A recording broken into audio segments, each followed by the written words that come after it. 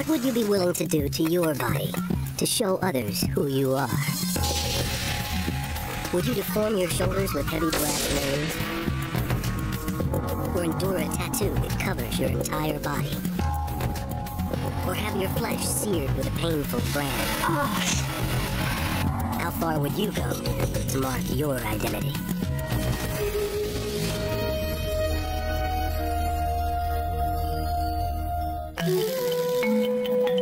For thousands of years, people have marked their bodies to let others know who they are.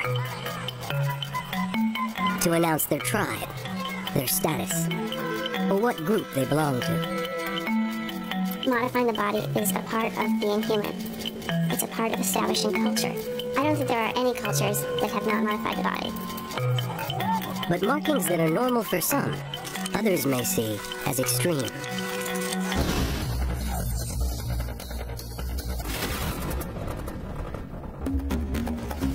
Bondage or beauty?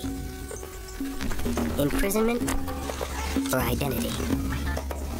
Westerners associate shackles with suffering, but one tribe in Asia considers these bonds of brass an essential mark of their identity. Would you endure pain and deformity to signal your identity to the world? In northwest Thailand, close to the Burmese border, lies a refugee camp. It harbors an unusual tribe, the last standard bearers of an extreme mark of identity. Stretched necks and shackled limbs define these women as Padang. For centuries, the Padang women have carried the tribe's mark, the collar known as Hwang. 48-year-old Manang works to ensure the tradition will continue. She's the village expert at binding women in rings of brass. When people see that you do it well, they come to you and ask you to put it on for them. Now, I've put it on many people. Hundreds. But each of them began the painful process as a girl, when her bones were small and flexible. Even on the young, however, the coils chafed. Today, 26-year-old Mabang has brought her young cousin to see the village expert. The child has been complaining of a sore neck. Manang will remove the girl's collar to examine the skin.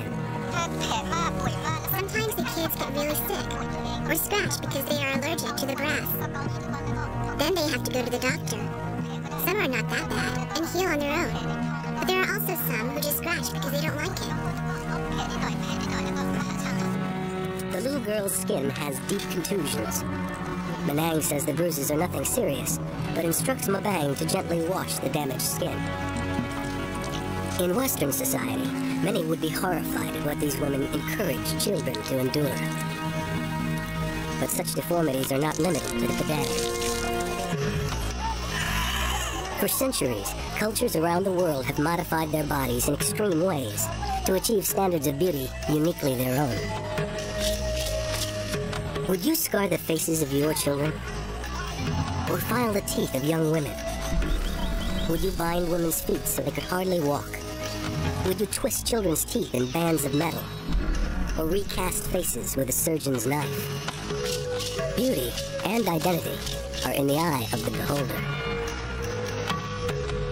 Carolyn Marvin is a professor of communication at the University of Pennsylvania. We all modify our bodies, but we consider natural the deformations that we do in our own culture, and we notice it when we encounter it in cultures that have different practices of modifying and deforming. For Mabang's cousin, freedom from the Hwang is fleeting, and she soon resumes the painful process practiced by her tribeswomen. I first wore the neck ring when I was 5. I only wore very few. In the beginning, it hurt, but as I wore it longer, I got used to it, and it was able to stretch my neck and wear more rings. Manang carefully recoils the necklace around the little girl's bruised skin. To achieve the stretched neck look of her elders, she'll have to return every few years to have more coils added. The collar continues to hurt, but for Padang girls, pain is a requirement of belonging. Later today, it will be Mabang's turn to have her own coils refitted and she'll see her neck for the first time in more than 10 years. How will she react? And without her collar, who will she be? The long neck look is actually an illusion. When you wear the rings, it is not your neck that gets longer. It is your shoulders that gets pushed down and lowered. As the coil grows, its pressure pushes down on the shoulders and chest. The rib cage caves like a squeezed balloon, and the neck appears to rise higher from the collapsed collarbones. The intentional deformation might seem masochistic to outsiders, but to the Padang, the Huang is the signature mark of a tribeswoman. I am Padwang, and wherever we go, people can see it and identify us as the Padwang tribe. From my grandmother to my great-grandmother, everyone wore them, and have always worn them. Before Mabang returns, Manang has a few hours to tend to her own rings of brass. For Manang, the coils are like a second skin.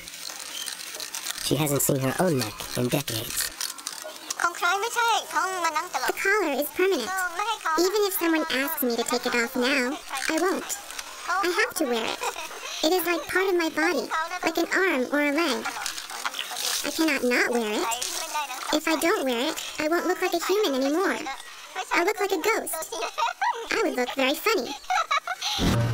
Coming up, Mabang sees her neck for the first time in a decade. And later, encounter the full-body tattoos of the Japanese underworld, and meet people willing to sear their flesh with a brand. It's said the Padang tradition of long-necked women began centuries ago.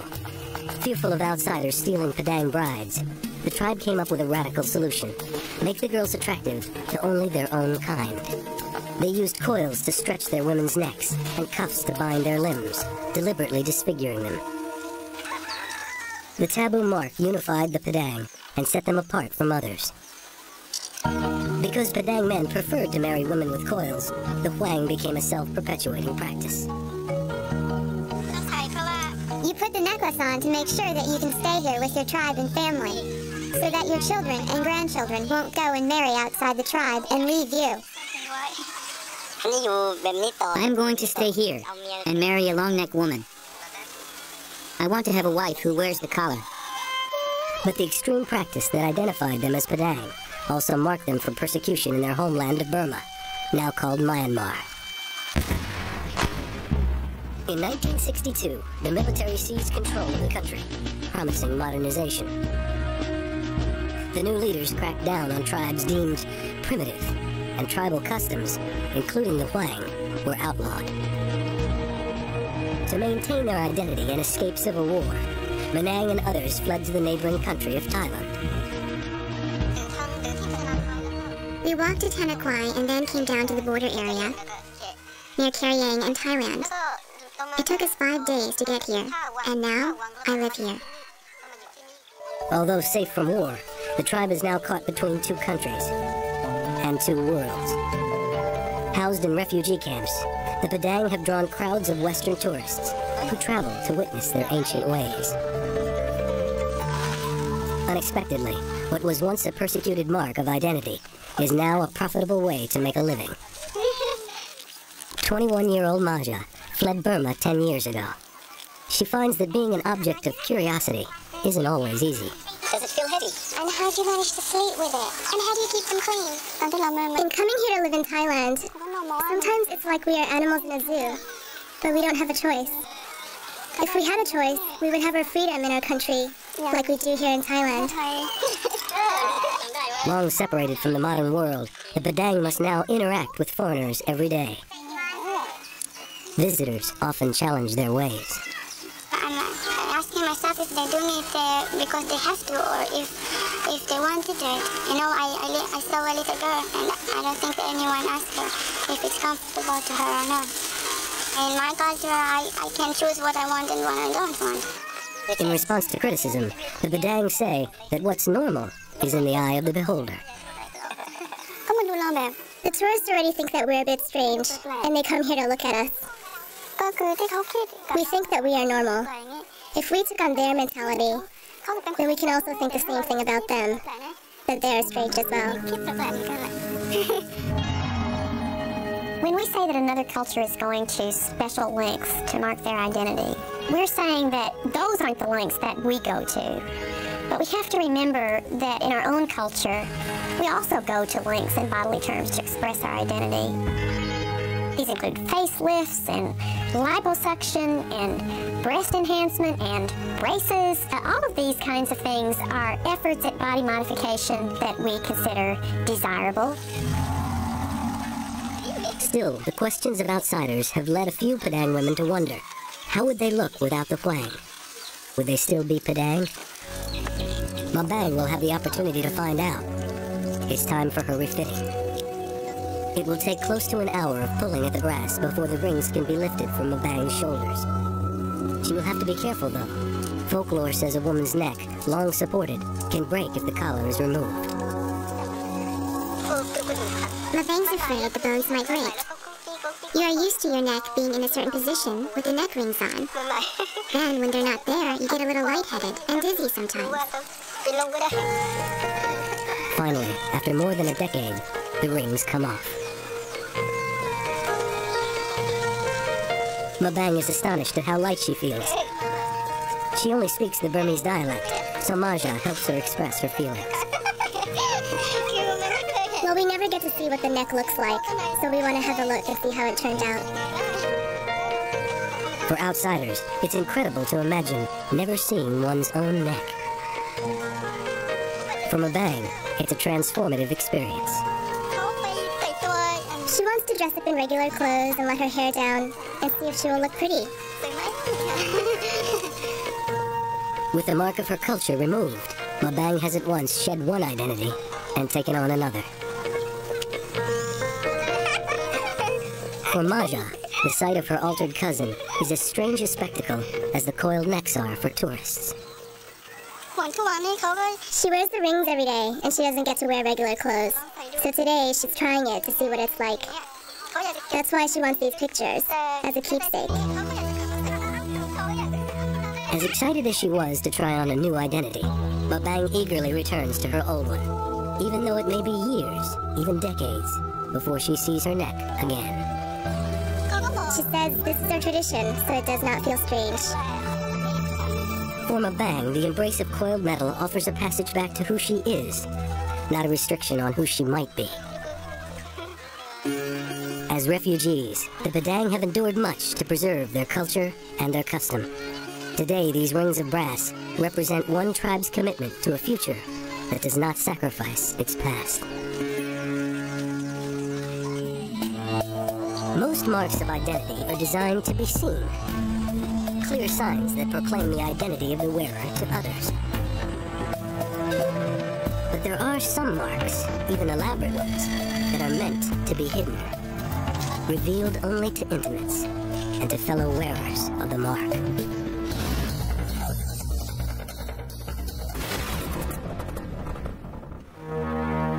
In Japan, there's an art form that by any standard would be considered extreme, where the paintbrush is made of 24 needles, and the canvas is human flesh. Every inch of flesh, from your wrists to your ankles. It's called horimono, Japanese full-body tattoo. For some, it's an obsession. Once you get the feeling of the moment, you will never be able to give it up. But for most in Japan, it has a sordid reputation. Tattoo? I hate tattoo. When I see a person who has a tattoo, I want to be far away from the person. It's lowlife. Whoever is doing it.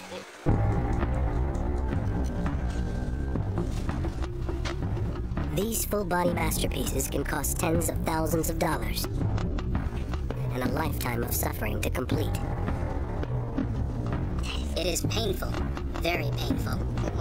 I can feel the needle going in and in and in. But for all that's endured to get one, these tattoos are usually hidden. When I go to the beach, I wear a jacket or a shirt to go into the water. Why go to all that pain and suffering for something few others will ever see? because showing it can identify you as one of the most notorious and feared members of Japanese society. They're called Yakuza, the gangsters of Japan. They inhabit a world of drug running, prostitution, extortion, and other crimes. In this realm, Horimono is a mark of belonging. As a result, most Japanese view Horimono as a symbol of the mob, unfit for public display. But one man is on a mission to change all that. Eiji Ruzuki is a renowned Horimono master, known by the artist name Horikoi. In his studio in Toyohashi City, 150 miles southwest of Tokyo, he sees 4 or 5 clients a day, all seeking extreme ink. For Horikoi, Horimono isn't just an occupation, it's a passion. The particular moment you put the needle into the skin, a very spiritual and invisible force rushes through my body. His goal is to reverse the taboos that have given tattoos such a bad name. In the newspaper or news these days, a tattoo only stirs up bad images. Even though a person has tattoos, he is not a criminal. It's very easy to be marked as different in Japan. The least thing can say, yeah, that person is on the wrong side of things. Mary White is a professor of anthropology at Boston University. One of the things that tattoos do, because they're permanent, is to put that person on the other side in a very, very serious way. Ironically, Horikoi credits Japanese tattoo with saving him from the very life of crime many associate with it. Before I became a tattoo artist, I was a member of a motorcycle gang. I was fighting day after day and doing drugs. But one day, my friend asked me to do tattoo. And I discovered the spiritual force. And wow, that was it. Horikoi uses a time-honored design that allows wearers to keep their ink hidden under their clothes. These suits of tattoo are left bare in strategic places. Hands, feet, and center of the chest. But while others may hide their tattoos, Horikoi prefers to go sleeveless. I don't personally care about hiding it at all. What you see is what you get. Horikoi has already earned a reputation as one of today's great Horimono masters. But to hone his skills even further, he has sought out a living legend, Horiyoshi III. He's a grand master in a world-famous lineage of Horimono greats, all of whom have tattooed under the celebrated artist's name, Horiyoshi. His latest work in progress is Horikoi. He began as an apprentice over 30 years ago, and has been putting needle to flesh ever since. The reason I chose this is because I thought that it's the most difficult thing to do. To create something on someone's body. Out of everyone that creates things, the only one that has a living thing as its canvas is tattoo artists. While under the needle, Horikoi absorbs the knowledge that has been passed on by the Horiyoshi name for generations. I pursued Mr. Horiyoshi, and he would tell me about other tattoo artists, or talk about what it means to be a tattoo artist, and I learned his way and incorporated what I could use. Like all Horimono, Horikoi's masterpiece is one of a kind. Each of its images has a personal meaning for him, identifying Horikoi even after death. When people die, their life is over after the funeral. With a tattoo, it doesn't die with the funeral. In that one skin, Horikoi's entire life is there. That's what Horimono is about.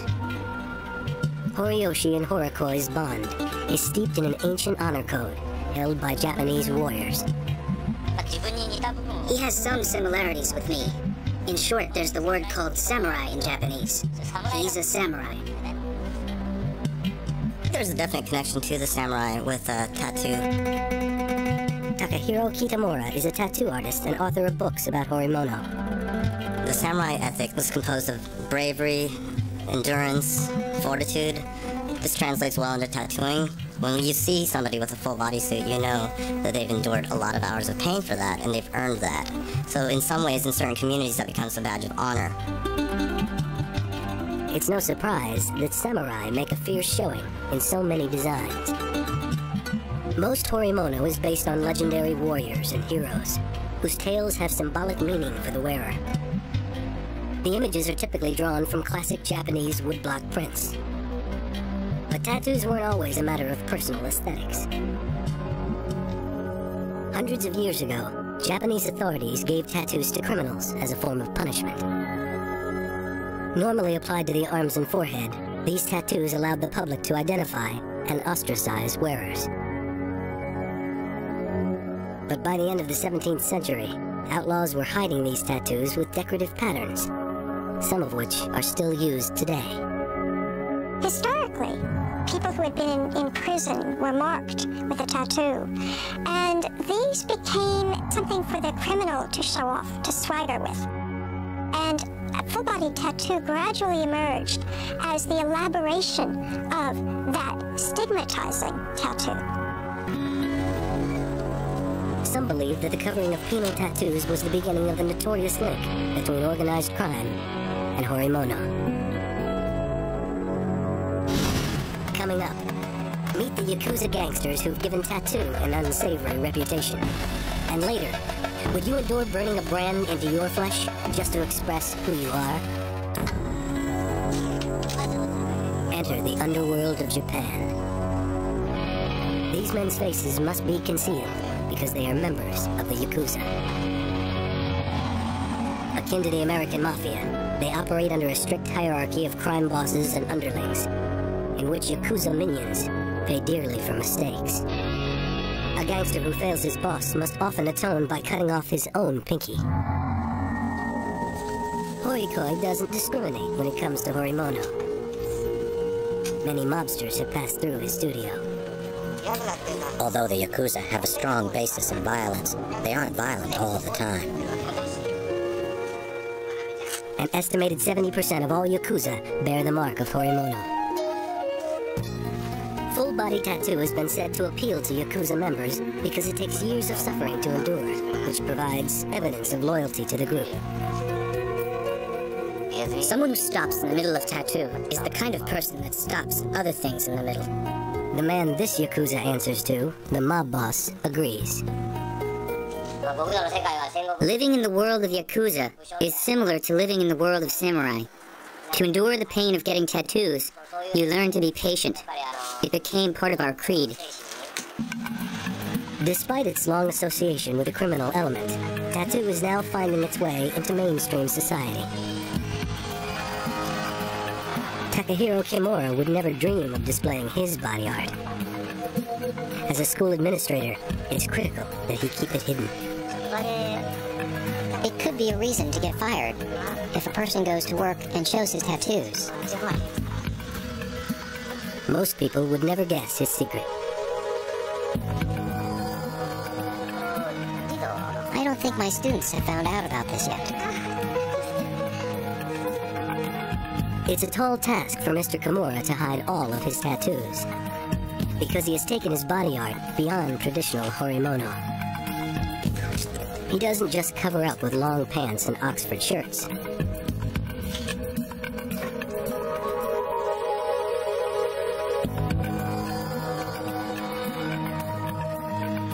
He has precious little space left for more ink, because 99% of his body is tattooed. For me, what should I say? Tattoo is my soul. Until his tattoos are accepted by society, Mr. Kimura will continue to conceal them.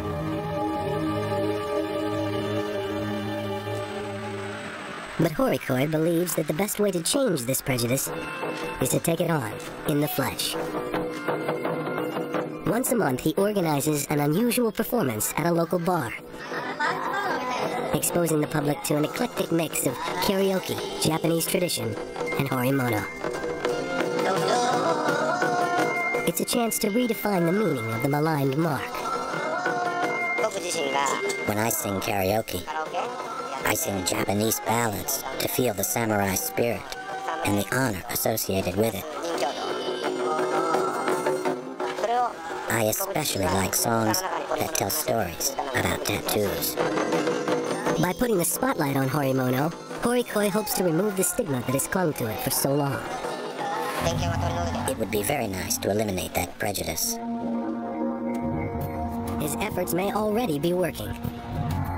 Publications that present tattoos in a positive way are on the rise across the country. Ever more people are turning to Horikoi to transform their bodies into living art. Tattoos are becoming a little more accepted. There's younger generation Japanese now that are realizing, wait, not all tattoos are associated with, for instance, the Yakuza. I could get a tattoo and just have it as an art form or just for fun. At its best, the Japanese tattoo is more than art. It's transcended art to become culture. This is my life and my style.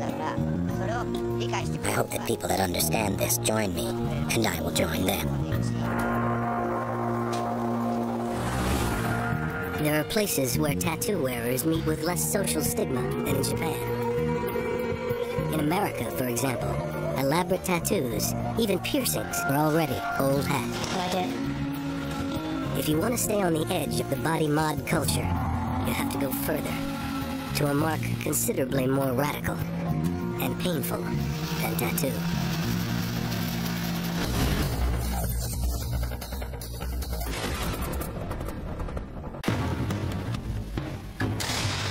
More and more in North America, young people are not content just to get pierced or tattooed. They want to make a personal statement in scars. They're getting their flesh burned with searing hot metal. They're getting branded.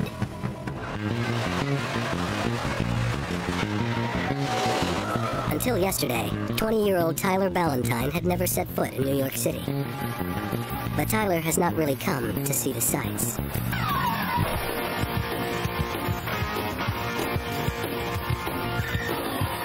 He's in New York for just one reason: to get a brand. I'm more nervous about being in New York than getting branded, to be honest. You hear all the stories of muggings, murders, other stuff that happens, and when you're just like a little vegetarian Canadian kid who's coming down here, you don't know what to expect. At home, in Toronto, Canada, Tyler works as a professional body piercer. So far, he has pierced himself 16 times, including the holes he has stretched in his earlobes. I like the feeling of getting pierced. When I get really stressed out or something, my head's just building up, a piercing will relax me. Tyler's even gone so far as to split his own tongue. Why would anyone do such a thing? Tyler insists his reasons are very personal. But the truth is, he's not alone. He's part of a growing subculture in North America that its devotees call body modification. Body modifiers like to experiment with extreme ways to decorate and even reshape their bodies. From tattoos, to scarification, to implanting objects under their skin. When we modify our bodies in ways that are abnormal or socially unacceptable, we are really sending a message to the broader culture that we don't want to belong in the ordinary sense. Victoria Pitts is a professor of sociology at Queen's College. So that makes branding very appealing to groups of people who are trying to establish a sense of difference. Body modifiers admit much of what sets them apart is dangerous and excruciatingly painful. But nothing, they say, feels or smells like having your skin melted away with burning hot steel. For his brand, Tyler has turned to Brian Decker, a fellow body modifier. I do a couple a month. It's not a huge thing because the subculture is just growing now and people are just learning to understand it a little bit more. Come on, this arm? Yeah. How low do you want to go? Starting from about halfway.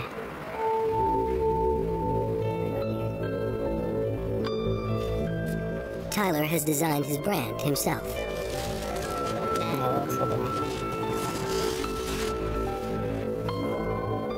To Tyler, it represents freedom. Specifically, his freedom to modify his body any way he wants.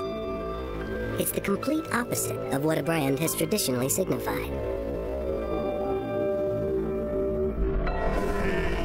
For centuries, ranchers have used brands to mark their cattle. Slave traders branded their captives. Later, African-American fraternity members adopted the practice. Branding is a mark of disaffection precisely because of its historical link to slavery. Perhaps what's going on here is that there is an affirmation of self-ownership of the body. In other words, I could do this quite rebellious practice that might have been once done to me. I could do it myself to declare my own sense of ownership over myself. Unlike branders of the past, however, Brian will burn Tyler's arm inch by inch.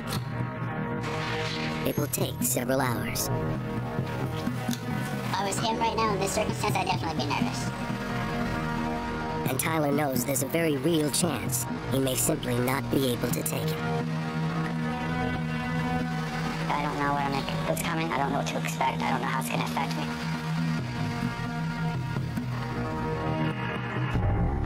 Coming up, can Tyler take the pain of a brand heated to 1,000 degrees?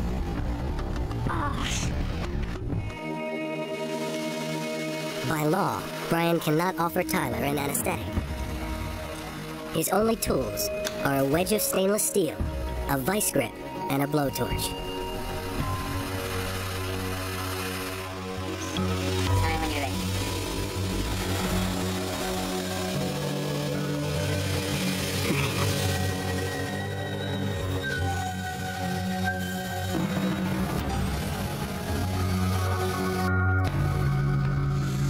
From the first strike, the pain is excruciating. Heated to at least 1,000 degrees Fahrenheit, the steel instantly vaporizes Tyler's skin. Even after the metal is removed, the tissue continues to burn. Okay. So it tells me we're going to be taking a few breaks. Branding is so torturous, Tyler is running the risk his body could go into shock.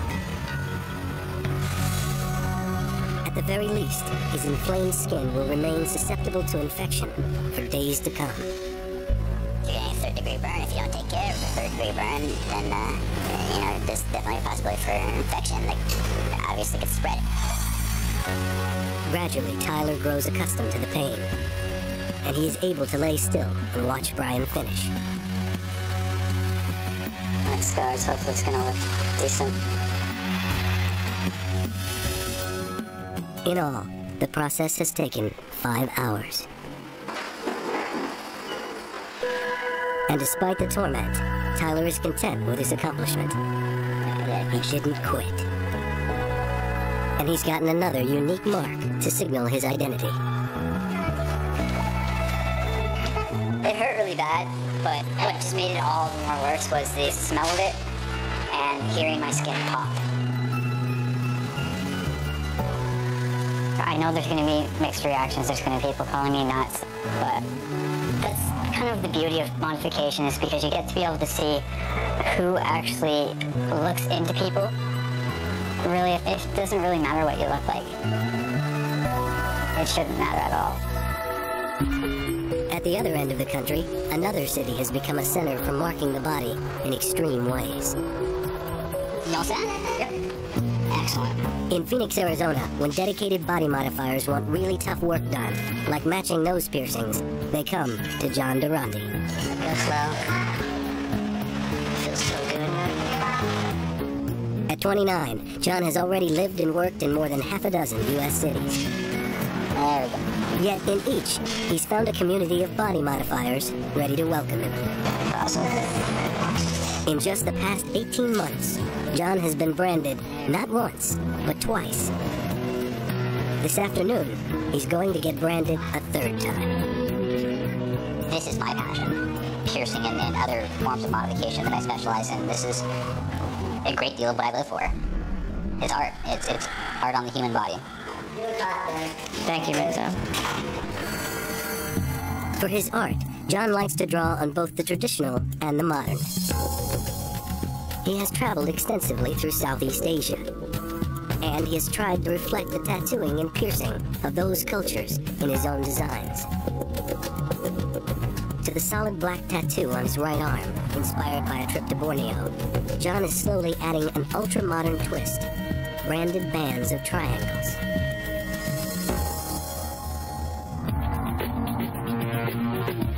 For each brand, John has relied on a well-known pioneer of body modification, Steve Hayworth. Hayworth is famous for the implants he's placed under the skin of hundreds of clients, all seeking to stay on the edge of the body mod culture. Steve has also developed his own branding method. It works not with heat, but with jolts of electricity. When you do branding, I think it's most like when you're at the dentist and they're drilling on your teeth. So it's definitely necessary that we vacuum that smell out of the house. We're doing the inside here first, please. Steve calls his method electrocautery branding. The result is the same. The skin is burned away. But it feels eerily different. This is being plugged into an electric machine, grounded out. You're completing the circuit. It feels like you're getting tattooed with a lightning bolt. It feels like you're getting electrocuted intentionally. It is an unnatural, unnerving, very uncomfortable sensation. This is the largest brand John's gotten so far, and the most painful. It's a lot of work. Before his design is complete, he'll have to endure the trauma of Steve's branding machine for almost an hour. Are you okay? I'm okay. All right. Okay. Great big deep breath in. Great big exhale. It's a lot to take, even for a mark of identity. There's a ritualistic element to the pain used in branding. Body modifiers are often quite proud of the fact that they can endure this kind of pain. To them, it signals that they're quite serious about what they're doing. At the end, both John and Steve are completely drained. Looks good. That's beautiful. Not really looking forward to the healing part, but that by far is the worst part. That is intense. Thank you, sir. You're good. But John's not done. Ultimately, he wants to have his entire arm branded. It may be that everyone who chooses to get a brand has a different reason. But what they all share is a willingness to go to extremes to modify their bodies. John and his friends understand that sets them apart from the mainstream. And some might argue they prefer it that way. I don't look at horn implants or I don't look at split tongues. That makes me feel at home. You know, the absence of that would make me feel homesick. It's a freaky family. One of the things that happens with forms of scarification is you signal for all the world to know that in your body you know you are outside the group. You decide to embrace with some pride or to signal to other outcasts who are also outside the group that you and they can band together and become their own group. For body modifiers, brands are not just an extreme way to signify their status as social rebels. They're also keys to a separate and very elite club they can call their own. You may not want to have a brand burned into your flesh, or get a full body tattoo, or wear brass rings that make your neck look longer. But when it comes to marking one's body, it's all relative. Should a pierced tongue be taboo when pierced ears are universally accepted? They both speak to a shared human need to adorn, mark, or alter our bodies, a trait that marks us all as human.